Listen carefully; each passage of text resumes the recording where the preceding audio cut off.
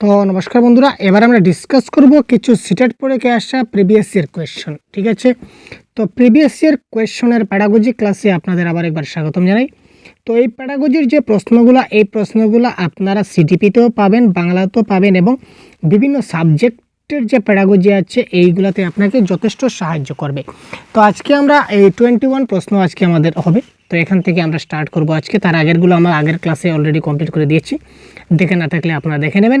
তো এই সবগুলো হচ্ছে direct live previous year question দেখতে পাচ্ছেন। এটা আমাদের 7 জানুয়ারি 2022 যে অনলাইন কোয়েশ্চন পেপার হয়েছিল, এখানে কিন্তু এই প্রশ্নটা এসেছিল। প্রশ্নটা দেখি, এই প্রশ্নগুলো যদি প্র্যাকটিস করেন তাহলে আপকামিং দিনে কিন্তু আপনাদের যথেষ্ট হেল্প হবে, এটা 100% কনফার্ম। ঠিক আছে, আপনারা জানেন প্রত্যেকটা সাবজেক্টে কিন্তু প্যাডাগজি থাকে, প্রত্যেকটা সাবজেক্ট, বাংলায় বলুন, ইংলিশ বলুন, সিটিভিতে বলুন, প্রত্যেকটা সাবজেক্টে কিন্তু প্যাডাগজি থাকে এবং বাংলাতেও কিন্তু এই প্রশ্নগুলো আমাদের আসে, আর সঙ্গে অন্যান্য সাবজেক্টেও যথেষ্ট হেল্প হবে।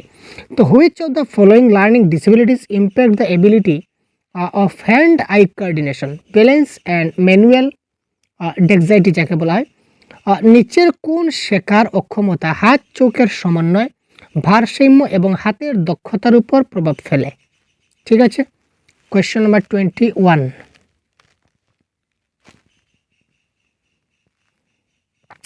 তো ডিসক্যালকুলিয়া, আমরা কনসেপ্ট সম্বন্ধে একটু জানি।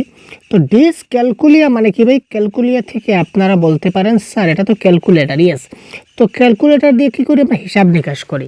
হিসাব নিকাশ মানে কি? যেমন ম্যাথসের একটা সমস্যা যদি হয়, গাণিতিক সমস্যা যদি হয়, তখন আমরা বলবো এটা হচ্ছে ডিসক্যালকুলিয়া। আর ডিসগ্রাফিয়া যদি বলি তো স্যার গ্রাফিয়া থেকে আমরা একটা কনসেপ্টে যেতে পারি যে গ্রাফ পেপার। স্যার আমরা গ্রাফ পেপার কী করি? যে গ্রাফ পেপারে আমরা তো লিখি, তার মানে লিখন সম্বন্ধে যদি রাইটিং প্রবলেম হয়, লিখন প্রবলেম, তাহলে হবে স্যার এটা ডিসগ্রাফিয়া হওয়ার কথা ছিল, আচ্ছা যাই হোক। তো যে লিখন সম্বন্ধীয় যদি কোনো সমস্যা হয় এটা হবে ডিসগ্রাফিয়া, এখানে নেই অপশনে। যদি লিখন সম্বন্ধীয় কোনো সমস্যা হয় তাহলে এটা হবে কি? ডিসগ্রাফিয়া। ঠিক আছে, ডিসগ্রাফিয়া। আর ডিসলেক্সিয়া মানে হচ্ছে রিডিং রিলেটেড ডিসঅর্ডার। আর ডিসফেজিয়া মানে ভাষা সংক্রান্ত সমস্যা। আর ডিসপ্রেক্সিয়া মানে ফাইন মোটর স্কিল ডেভেলপমেন্টের সমস্যা, যেমন হাত চোখের সমন্বয় বা ব্যালেন্স করতে পারছে না, বা ম্যানুয়ালি মেলাতে পারছে না, হাতের আঙ্গুল সিধা করতে পারছে না, এই সমস্ত সমস্যা যে ছোটো ছোটো সমস্যাগুলো হয় এইগুলোকে বলা হয় কি? ডিসপ্রেক্সিয়া। সুতরাং এটা কারেক্ট আনসার হবে অপশন নাম্বার ডি, ডিসপ্রেক্সিয়া। কনসেপ্টের সঙ্গে সঙ্গে আনসারগুলো জানলে আপনার যথেষ্ট লাভ হবে। এরপর দেখুন, in a class having learners from various linguistic identities a teacher should practice. Yes, খুব একটা গুরুত্বপূর্ণ জিনিস। বিভিন্ন ভাষাগত পরিচয়ের শিক্ষার্থী থাকা একটি শ্রেণীতে একজন শিক্ষকের কী ধরনের অনুশীলন করা উচিত? অর্থাৎ একটা ক্লাসে অনেকগুলো ছাত্র আছে, তো ছাত্রগুলো বিভিন্ন ভাষায় কথা বলে। ভেরিয়াস লিঙ্গুইস্টিক আইডেন্টিটিস মানে প্রত্যেকের আলাদা আলাদা ডিফারেন্ট কী রয়েছে? ভাষাগুলো রয়েছে। তো বিভিন্ন ডিফারেন্ট যেহেতু ভাষা রয়েছে, তো এই ভাষাগুলোর এই বিভিন্ন ভাষাভাষী থাকা শ্রেণীকক্ষে একজন শিক্ষকের কি করা উচিত? অ্যাকর্ডিং টু অপশন 4টা রয়েছে, আপনারা দেখে নিন।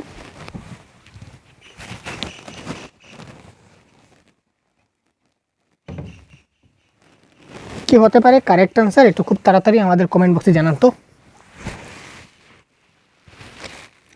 দেখুন, আমরা কখনো ছাত্রদেরকে লেবেলিং করি না, বা নামকরণ এটা হয় না। লেবেলিংটা ক্ষেত্রে স্টেরিও টাইপিং এটা নেগেটিভ ওয়ার্ড, এটাও সম্ভব নয়। সেগ্রিগেশন মানে পৃথকীকরণ করা, এটাও সম্ভব নয়। আমরা কি করব? মাল্টি ল্যাঙ্গুয়েজ মানে বহুভাষিকতায় ক্লাস করব। ঠিক আছে, এক ভাষায় যদি ক্লাস করি তাহলে অন্য ভাষাভাষী ছাত্ররা বুঝতে পারবে না, তাই বিভিন্ন ভাষায় আমরা ক্লাস করব, তখন সবাই কি করবে? সমানভাবে বুঝতে পারবে। ঠিক আছে, কেমন? নেক্সট কোয়েশন দেখি। নিচের উদাহরণটি বিকাশের কোন নীতিটি তুলে ধরে? আমরা বিকাশের উদাহরণটা পড়ি। একটি শিশুর বিকাশ সরল পথে চলে না, সে পিছনে ফিরে আবার সামনের দিকে এগিয়ে যায়। এই যে একটা নীতি, এটা বিকাশের কোন নীতির দিকে যায়? The development of a child does not take a straight path, অর্থাৎ সোজা দিকে যাচ্ছে না, সরল পথে। It turns back and then moves forward again. এটা হচ্ছে অভিন্নতার নীতি, সর্পিল অগ্রগতির নীতি, তারপর হচ্ছে উন্নয়ন একমুখী, আর একটা হচ্ছে উন্নয়ন অবিচ্ছিন্ন। শিশুর বিকাশটা সরল পথে হয় না, অর্থাৎ একবার পিছনে ফিরে আবার সামনের দিকে যায়। অর্থাৎ শিশুর যেটা ডেভেলপমেন্ট, এটা সবসময় যে একদম উগ্র গতিতে সেটা না। ডেভেলপমেন্টটা কী ধরনের হয় দেখুন, কখনো কখনো দেখবেন একটা শিশু ডেভেলপমেন্টটা এই ধরনের হচ্ছে, খুব মানে তীব্র গতিতে যাচ্ছে। কোনো এক সময় আমরা গিয়ে দেখেছি এখন আর পারছে না, মানে সে একটু হয়তো নিচের দিকে যাচ্ছে, আবার সে উপরের দিকে যাচ্ছে, আবার সে নিচের দিকে যাচ্ছে, আবার সে উপরের দিকে যাচ্ছে। এইভাবে শিশুর বা আমাদের সবার ডেভেলপমেন্ট হয়। আমরা একসঙ্গে কিন্তু অনেক ডেভেলপমেন্ট, আমরা শুধু যে এইভাবে যে উপর দিকে যাচ্ছি এরকম না। কখনো কখনো হয়তো আমরা একটু ডেভেলপমেন্ট আমাদের থেমে যায়, এইভাবে একটু নিচের দিকে নামলো আবার উপরের দিকে উঠলো, এই ধরনের কন্ডিশনটা হয়। তো এই যে নীতিটা, এই নীতিকে কি বলা হয়? কোয়েশ্চেন নাম্বার 23, এটাকে বলা হয় প্রিন্সিপাল অফ স্পিরিচুয়াল অ্যাডভান্সমেন্ট। ঠিক আছে, সর্পিল অগ্রগতির নীতি। নেক্সট, এবার দেখুন প্রগ্রেসিভ ক্লাসরুম। এই প্রগতিশীল শ্রেণীকক্ষ থেকে বাংলায় প্রশ্ন আসে, সিডিপিতে প্রশ্ন আসে, ইবিএসএ প্রশ্ন আসে, সোশিয়ালে প্রশ্ন আসে, বা আপনাদের ল্যাঙ্গুয়েজ যেটা সেকেন্ড ল্যাঙ্গুয়েজ রয়েছে ইংলিশ বা আসামিস, হিন্দি, এখানেও প্রশ্ন পাবেন। তো এই ক্লাসটা কিন্তু খুব গুরুত্বপূর্ণ হতে চলেছে। In a progressive classroom a teacher facilitates the children to work in groups to achieve a common learning task. This will promote student among. একটা প্রগতিশীল শ্রেণীকক্ষে একজন শিক্ষক শিশুদের একটি সাধারণ শিখন কাজ অর্জনের জন্য দলবদ্ধভাবে কাজ করতে সাহায্য করেন। এটি শিক্ষার্থীদের মধ্যে কি উন্নতি করবে? একটা প্রগ্রেসিভ ক্লাসরুমে একজন শিক্ষক কী করলেন? শিশুদের মধ্যে একটা সাধারণ কাজ দিলেন, শিক্ষণ কাজ। এই কাজটা শিশুরা যাতে অর্জন করতে পারে তার জন্য তিনি গ্রুপ অ্যাক্টিভিটি করতে দিলেন, অর্থাৎ দলগতভাবে কাজ করতে দিলেন, যে তোমরা সবাই মিলে এই কাজটা করো। তো এখানে শিক্ষার্থীদের কি উন্নত করতে হবে? এখানে কম্পিটিশন, কোঅপারেটিভ লার্নিং, তারপর রিভার্সিবিলিটি নাকি ফ্রাস্ট্রেশন। 24 দেখার সঙ্গে সঙ্গে কারেক্ট অ্যান্সার হতে যাচ্ছে শিশুদেরকে আমরা হতাশা করি না, ডি ক্যান্সেল, প্রতিদ্বন্দ্বিতা হয় না, কম্পিটিশন নেগেটিভ ওয়ার্ড হচ্ছে না, তো কোঅপারেটিভ লার্নিং সহযোগিতামূলক শিক্ষণ, সবাই মিলে শিখবে। তো সবাই মিলে যখন শিখবে তখন দলবদ্ধভাবে কাজ হবে, গ্রুপ অ্যাক্টিভিটি হবে। ঠিক আছে, তো গ্রুপ অ্যাক্টিভিটি সবাই একসঙ্গে কাজ করবে, that is call cooperative learning বা সহযোগিতামূলক শিক্ষণ is the right answer. Next question দেখে নেওয়া যাক। রাশি শিশুদের ধারণা সম্বন্ধে ধারণা মূল্যায়নের জন্য একটি নতুন পদ্ধতি ব্যবহার করেছিলেন। তিনি তাদের প্রদত্ত উত্তরের জন্য যতটা সম্ভব প্রশ্ন তৈরি করতে বলেছেন। শিক্ষাদান শেখার ক্ষেত্রে তার পদ্ধতি হলো, একটু দেখি। রাশি tried a new method to access children understand concept. শিশুদের কনসেপ্ট বোঝার জন্য রাশি কী করলেন? একটা নতুন মেথড আবিষ্কার করলেন। ঠিক আছে, একটা অ্যাক্সেস করলেন।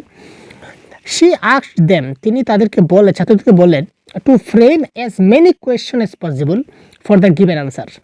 যে আমি তোমরা যে আনসার দিলাম এই আনসারের কতগুলো প্রশ্ন হতে পারে সেটা তোমরা বলো। her approach to teaching learning is, তিনি যে প্রকারের শিক্ষাদান করলেন সেটা কি?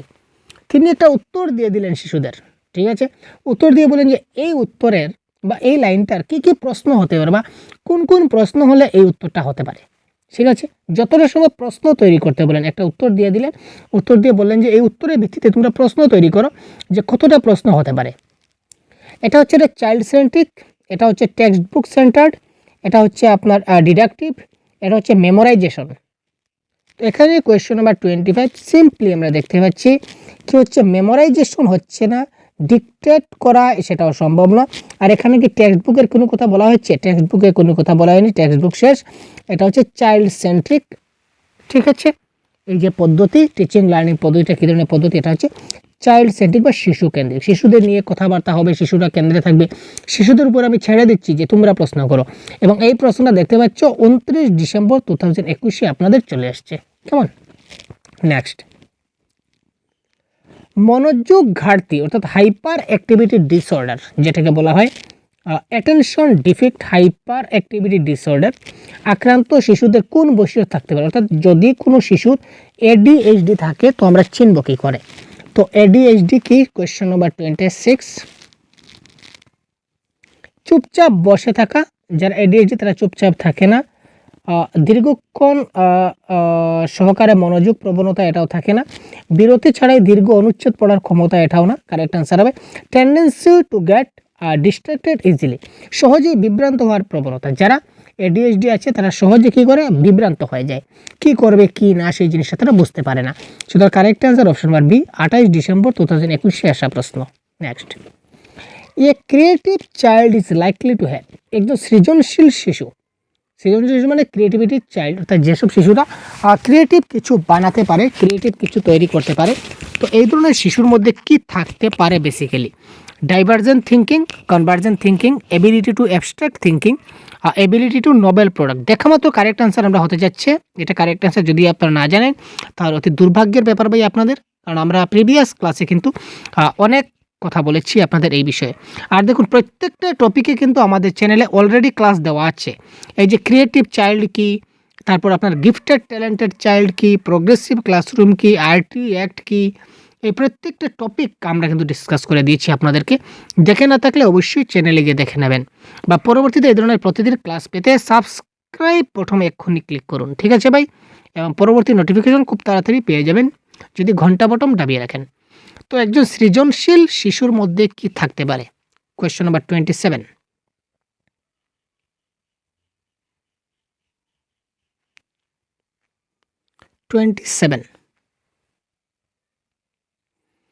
তো সৃজনশীল শিশুরা সব সময় কি হয়, তারা ডাইভার্জেন্ট থিঙ্কিং হয়।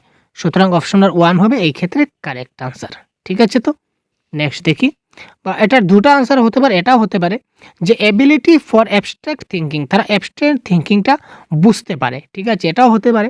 তো সব থেকে এটা কিন্তু আমাদের হতে পারে অ্যাবস্ট্রাক্ট থিঙ্কিংটা, এবিলিটিটা হতে পারে আপনার ইয়ের ক্ষেত্রে কি বলা হয়, যেটা 100% হবে না, তো এখানে 100% কারেক্ট আনসার হবে ডাইভার্জেন্ট থিঙ্কিং, এটা 100% কারেক্ট। এটা যদি গিফটেড চাইল্ড হয় তখন আমরা এই অপশন নাম্বার 3তে যেতে অথবা পাতাম প্রশ্ন অনুযায়ী। তো এবার দেখি, বিভিন্ন পটভূমির শিশুদের শেখার সুবিধার্থে শিক্ষকের কি অনুসরণ করা উচিত? Dash should be followed by the teacher to facilitate learning of children from diverse background, অর্থাৎ বিভিন্ন ব্যাকগ্রাউন্ড থেকে আসা শিশুরা যখন বিভিন্ন ব্যাকগ্রাউন্ড থেকে আসে তখন একজন শিক্ষক কী হিসাবে তাদেরকে ফ্যাসিলিটেট করবেন? Standardised curriculum, text book centre pedagogy, differentiated instructional style, না সামেটিভ অ্যাসেসমেন্ট। Question number 28। এই প্রশ্নের কারেক্ট আনসার আপনারা কমেন্ট বক্সে খুব তাড়াতাড়ি জানান। 28 ডাইভার্স ব্যাকগ্রাউন্ড মানে বিভিন্ন, অর্থাৎ একজন ছাত্র আসছে গরিব ঘর থেকে, আরেকজন আসছে একটু ধনী বিত্তশালী পরিবার থেকে, আরেকজন ছাত্র আমার আসছে কোথা থেকে ভাই, কোথা থেকে আসছে, আরেকজন ছাত্র আসছে সে অনেক কিছু জানে, অর্থাৎ ABCD ও আ ক খ, আপেল কলা আম বাগান জাম এইসব সে বলতে পারে। আরেকজন আছে যে কিনা কোনো কিছু লিখতেই পারে না, বলতেই পারে না, কোনো কিছু বুঝেই না। এই যে সবগুলা ছাত্র যে এসেছে এই সবগুলাকে একসঙ্গে আমি কী বলবো, ডাইভার্স ক্লাসরুম বা ডাইভার্স ব্যাকগ্রাউন্ড। তো ডাইভার্স বিভিন্ন ব্যাকগ্রাউন্ড থেকে আমার বাচ্চারা আসছে, তো সবাইকে যদি আমি শিক্ষাদান করতে চাই তো আমার কি করতে হবে? 1 নম্বর, আমি কি করব না, স্ট্যান্ডার্ডাইজড করব না, মানসম্মত পাঠ্যক্রম কোয়ালিটি এখানে স্ট্যান্ডার্ড করা যাবে না। টেক্সট বুক সেন্টার পেডাগজি, যেটা negative word, child centric pedagogy হয়, টেক্সট বুক সেন্টার হয় না। আর সামেটিভ অ্যাসেসমেন্ট কখনো সম্ভব না, আমরা যদি করি তাহলে ফর্মেটিভ অ্যাসেসমেন্ট করতে পারি সময় বিশেষ, কিন্তু সামেটিভ কখনো হচ্ছে না তাদের ক্ষেত্রে। তো এটা কারেক্ট আনসার হবে ডিফারেন্সিয়েটেড ইনস্ট্রাকশনাল স্টাইল, অর্থাৎ বিভিন্ন জনকে বিভিন্নভাবে ইনস্ট্রাকশন দিতে হবে। আজকে ধরে নিন একজন ছাত্র আমার অনেক বেশি কিছু জানে, একজন ব্যক্তি সে কলম লিখো, সে কলম লিখতে পারে, আপেল লিখো, সে আপেল লিখতে পারে, ঠিক আছে, সে কলা লিখো, ঠিক আছে, তুমি শিক্ষাদান বানান লেখো, সে কী করবে, শিক্ষাদান বানান লিখতে পারবে। কিন্তু একজন ছাত্র যদি সে একজন ছাত্রকে যদি বলি ক লিখো দ লিখো, সে যদি লিখতে পারে না, আর তাকে যদি বলি যে তুমি শিক্ষাদান বানান লেখো, সে কি লিখতে পারবে? কখনোই না। তাই যে যতটুকু পারে তাকে ততটুকু ইনস্ট্রাকশন দিতে হবে। যেমন কেউ যদি ক পারে, কেউ যদি ক লেখা শিখে নেয়, তারপর তাকে আমি ল লেখা শেখাবো, তারপর তাকে তার সঙ্গে আকার শেখাবো, অর্থাৎ লা শেখাবো, তখন সে একসঙ্গে কলা লিখতে পারবে। আর যে কলা কমলা এইগুলা সবগুলা পারে, ইজি বানানগুলো পারে, তাকে আমি একটু পাঠ্যক্রম শিক্ষাদান শৈলী এই বানানগুলো তাকে আমি ট্রাই করাতে পারি, অর্থাৎ বিভিন্ন জনকে বিভিন্ন ইনস্ট্রাকশন দিয়ে আমাকে শেখাতে হবে, সেম ইনস্ট্রাকশনে ক্লাস চলবে না। সুতরাং ডিফারেন্সিয়েটেড ইনস্ট্রাকশনাল স্টাইল হবে এই ক্ষেত্রে কারেক্ট আনসার। Question number 29। এ কি community in Piaget and Vygotsky theory. আচ্ছা, পিয়াগেট এবং ভাইগোটস্কি তত্ত্বের যেটা মূল মিল, ঠিক আছে, কমন যেটা কমন জিনিস, এই জিনিসটা কি? পিয়াগেটও বলেছিলেন, ভাইগোটস্কি বলেছিলেন ল্যাঙ্গুয়েজের এবং থটের উপর কথা। সেটা বাংলাতেও আসতে পারে, সিটিপিতেও আসতে পারে, সেটা কোনো কথা নয়। ঠিক আছে, বাংলা ইংলিশ যে কোনো সাবজেক্টে আপনার থাকবে। তো ঠিক আছে ভাই, এই প্রশ্নের কারেক্ট আনসার দেখে নেওয়া যাক। পিয়াগেট এবং ভাইগোটস্কি তত্ত্বের যেটা মূল মিল, তাদের দুজন তত্ত্বের যেটা মিল আছে, কোথায় তাদের মিল রয়েছে সেটা আমাদের দেখতে হবে। কোয়েশ্চেন নাম্বার 29, 1 নম্বর বলেছে their views of relationship between language এবং থট। তো ল্যাঙ্গুয়েজ এবং থট সম্বন্ধে তারা দুজনের চিন্তাভাবনা সমান না, মোটেই না। দুজন কিন্তু দুভাবে কথা বলেছিলেন। Focus on stage like progression in children development. তো শিশুদের বিকাশে পর্যায়ক্রমিক অগ্রগতির উপর জোর দিয়েছিলেন পিয়াগেট, তিনি আপনার কগনিটিভ দিক দিয়ে দিয়েছিলেন, আর ভাইগোটস্কি সামাজিক দিক দিয়ে দিয়েছিলেন, তাই সেখানে মিল হচ্ছে না। Involvement and engagement of children of their own learning. তো শিশুরা নিজস্ব ভাষায় তাদের ইনভলভমেন্ট করতে পারে, এঙ্গেজমেন্ট করতে পারে, এটা দুজনেই সেম কথা বলেছিলেন। The role of culture in cognitive process. তো জ্ঞানীয় প্রকৃতার সংস্কৃতির ভূমিকা কালচার। তো কালচার সম্বন্ধে আমরা ভাইগোটস্কির তথ্যে পাই, কিন্তু পিয়াগেটের তথ্যে কিন্তু আমরা কালচার পাই না, সুতরাং এটাও কিন্তু সঠিক নয়। তো অপশন নাম্বার সি এই ক্ষেত্রে হয়ে গেল আমাদের কারেক্ট আনসার। পরবর্তী প্রশ্ন দেখে নেওয়া যাক। ইনক্লুসিভ এডুকেশন এম্পাসাইসেস আপন। অন্তর্ভুক্তিমূলক শিক্ষার উপর জোর দেওয়া হয়, যেটা আমাদের 23 ডিসেম্বর 2021 এসেছিল। অন্তর্ভুক্তিমূলক শিক্ষার উপর জোর দেওয়া হয়। ইকুইটি, সেগ্রিগেশন, ইকুয়ালিটি নাকি levelling? Inclusive education. Question number 30,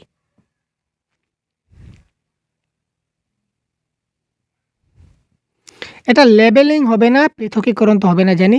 equality হয় না, এটা হবে ইকুইটি, সমতা। ঠিক আছে, সবাইকে সমানভাবে দেখা যায় ইনক্লুসিভ এডুকেশনে, সুতরাং এটা হবে সমতা is the right answer. Next, দীর্ঘ প্রশ্ন। একজন শিক্ষক সারা বছর ধরে শিশুদের নিবিড়ভাবে পর্যবেক্ষণ করেন যখন তারা শেখার কার্যকলাপে নিযুক্ত থাকে। তাদের কাজের নমুনা সংকলন করেন এবং পৃথক শিশুদের একটি পর্যবেক্ষণ ডায়েরি সংরক্ষণ করেন।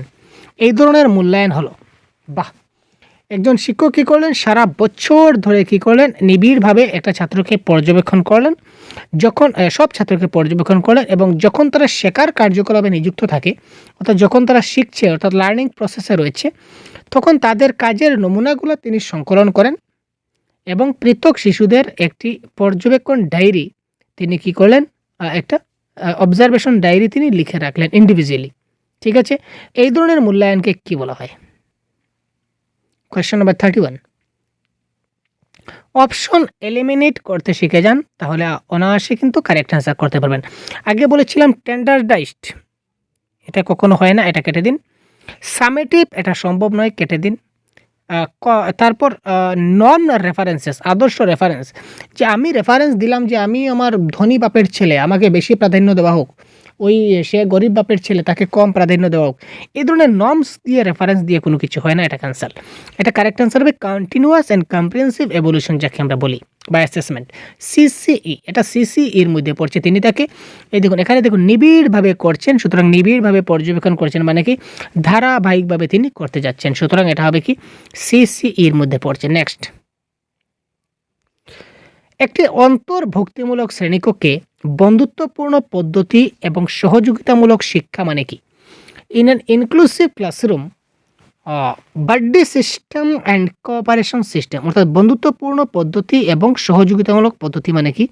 শুড বি ডিসকারেজ স্ট্রংলি, অর্থাৎ একটা শ্রেণীকক্ষে যদি বন্ধুত্বপূর্ণ পদ্ধতি থাকে এবং সহযোগিতামূলক শিক্ষা হয়, তাহলে কি হতে পারে? কোয়েশ্চেন নাম্বার 32, এখানে কি বাচ্চারা নিরুৎসাহ হয়ে যায়, ডিসকারেজ হয়ে যায়? মুঠেই না, কেটে দিন। স্টেরিওটাইপ মানে কি? জেন্ডার সমস্যা, ছেলে মেয়ে এই ধরনের সমস্যা দেখা যায়, মুঠেই না। আর reduce the learning outcome for all, সকলের জন্য শেখার ফলাফলটা কমে যায়, সবার শেখাটা কমে যায়, সবাই মিলেমিশে যদি শিখে তাহলে শিখন ফল কম হয়ে যাবে, সেটা কোন বইতে লেখা আছে, কে বললো ভাই? সুতরাং এটা ক্যান্সেল করে দিন। শুড বি অ্যাক্টিভলি প্রমোটেড, সবাই সক্রিয়ভাবে ভালো করে শিখতে পারবে, সবাই সক্রিয়ভাবে প্রমোট হতে পারবে, অর্থাৎ সবাই ভালোভাবে শিখতে পারবে। Option B is the right answer.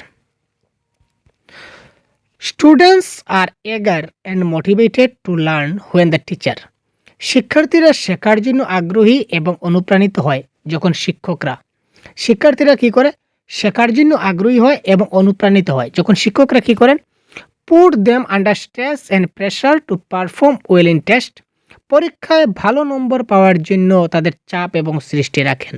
Question number 33, প্রথমে আমরা পরীক্ষার জন্য শিশুদের চাপ দিলাম, তখন শিশুরা ভালো করে শিখলো, মোটেই না, ক্যান্সেল করুন।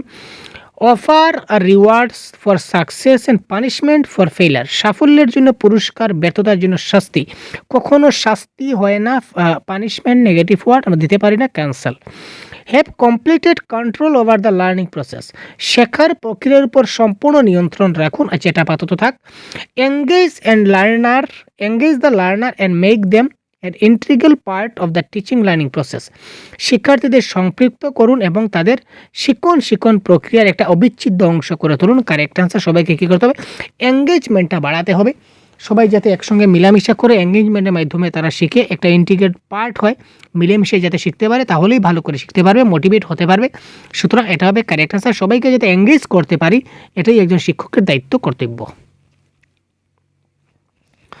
Students feel motivated to learn when task is, এটা 10 জানুয়ারি 2022, সবগুলো কিন্তু প্রিভিয়াস ইয়ার কোয়েশ্চন ভাই, একটা প্রশ্ন নাই যে প্রিভিয়াস ইয়ার কোয়েশ্চনে আসছে না, এটা প্রশ্ন ডাইরেক্ট আমরা যে ভিডিওটা তৈরি করছি দেখতে পাচ্ছেন।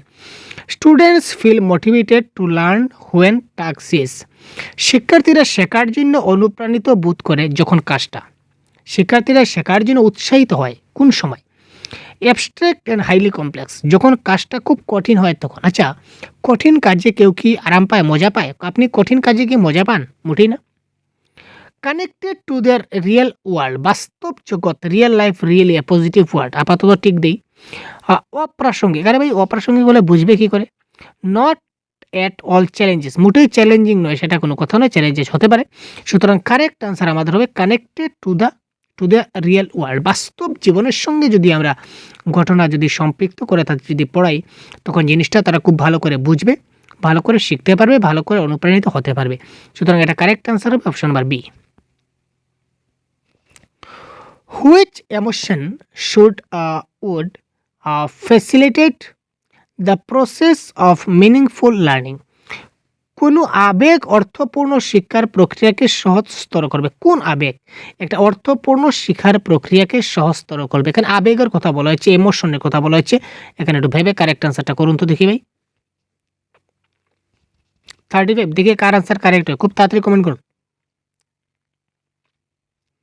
এই ধরনের ক্লাস পেতে অবশ্যই চ্যানেলকে সাবস্ক্রাইব করে সাথে থাকুন। বারবার বলছি, প্রতিনিয়ত ক্লাস আমাদের হচ্ছে, পাবেন, প্রত্যেক দিন ক্লাস হবেন। প্যাডাগজি স্পেশালিস্ট আমাদের ক্লাস করছেন, ক্লাস হবে। বাংলা প্যাডাগজি, বাংলা প্যাসেজ, তারপর ম্যাথসেরও কিছুটা ক্লাস হবে, দেখতে থাকুন।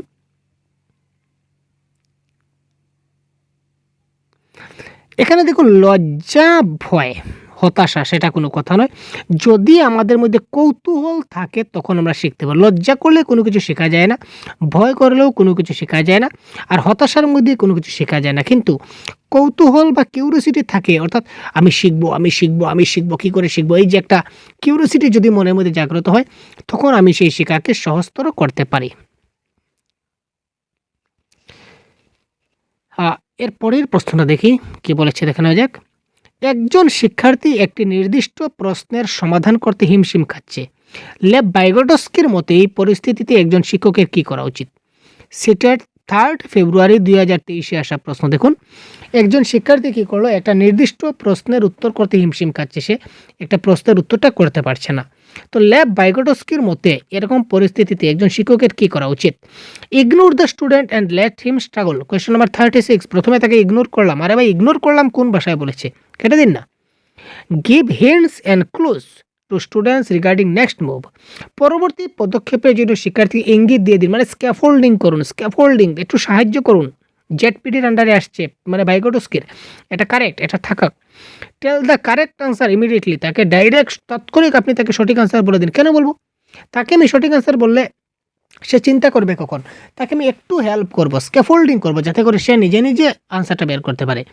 The student should be punished, শিশুটিকে শাস্তি দেবো, কখনোই না ভাই কেটে দিন। সুতরাং option number B is the right answer. তাকে একটু ইঙ্গিত দেবো, যেটা আমি স্ক্যাফোল্ডিং করব, যার মাধ্যমে সে এই যেখানে সমস্যা, যেখানে তার গাড়িটা আটকে ছিল, আমি একটু ঠেলা দিয়ে তার গাড়িটা পার করে দেব। Lawrence Kohlberg theory has been critics by Carol Gilligan. Carol Gilligan Lawrence কোহলবার্গের তত্ত্বের কোন বিষয়ে সমালোচনা করেছিলেন? এটা 37 ডাইরেক্ট প্রশ্ন আমরা বলছি, এটা কারেক্ট আনসার হবে 37 1 is the right answer. Ignoring gender differences in moral reasoning, নৈতিক যুক্তিতে যে লিঙ্গগত পার্থক্য আছে এটাকে উপেক্ষা করা। ঠিক আছে, এটা হবে কারেক্ট আনসার। নেক্সট, শিশু হিসাবে রাঘব ব্যক্তিগত স্নেহ থেকে বঞ্চিত ছিলেন। একটা শিশু রাঘব, সে ব্যক্তিগত স্নেহ থেকে বঞ্চিত ছিল। শৈশবের শেষের দিকে তিনি সহানুভূতিশীল শিক্ষক পেয়েছিলেন। শৈশবের প্রায় শেষ অবস্থা, এই সময় তিনি এক সহানুভূতিশীল একজন শিক্ষক তার কপালে জুটে। তবুও মানুষকে বিশ্বাস করার ক্ষেত্রে তার সমস্যা তিনি মানুষকে বিশ্বাস করতে পারছেন না এবং ঝুঁকি নেওয়ার সাহসও তার নেই। সে কি করতে পারছে না? রিস্ক নিতে পারছে না। উন্নয়নের কোন বিষয়টি রাঘবের ক্ষেত্রে যথাযথভাবে বর্ণনা করে? এই ক্ষেত্রে তার which issue of development apply describe রাঘব case? Continuity discontinuity issue, early later experience issue, nature nurture issue, uniformity and individuality. এখানে দেখুন, আগে তার ক্ষেত্রে তাকে আগে কেউ মায়া মমতা করেনি, পরে তাকে অন্য একজন মায়া মমতা করেছে। মানে পূর্ববর্তী এবং পরবর্তী, অর্থাৎ প্রাথমিক এবং পরবর্তী যে অভিজ্ঞতা, এই অভিজ্ঞতার সমস্যা। প্রথম দিকে তাকে কেউ ভালোবাসেনি, তাকে আদর যত্ন করেনি, পরবর্তীতে শিক্ষক তাকে আদর করতে চাইছেন, সহানুভূতি দিয়েছিলেন, এখানে তার সমস্যা হচ্ছে। সুতরাং এখানে আর্লি এবং লেটার এক্সপিরিয়েন্স তার ক্ষেত্রে যে ইস্যু, এই ইস্যুটা হবে কারেক্ট আনসার। নেক্সট, পরীক্ষার উদ্বেগ, anxiety of exam and fear of failure. পরীক্ষার উদ্বেগ এবং ব্যর্থতার ভয়, এটা কি করে?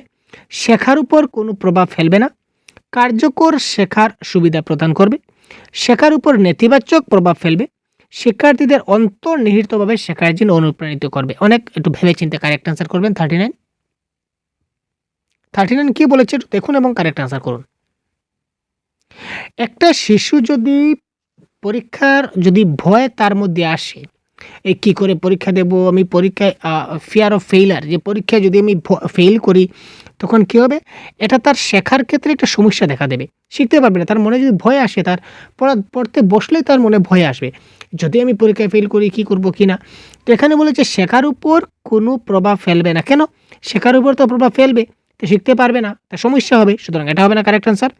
ফ্যাসিলিটেট এফেক্টিভ লার্নিং, কার্যকর শেখার সুবিধা প্রদান করবে, কখনোই না। শেখার উপর নেতিবাচক প্রভাব ফেলবে, তার শিক্ষণের উপর কী করবে? নেতিবাচক প্রভাব ফেলবে, এটা হবে কারেক্ট আনসার। ঠিক আছে, তো পরবর্তী প্রশ্ন। তো এই প্রশ্নটা আপনারা দেখে নিন। এই প্রশ্ন কী বলেছে?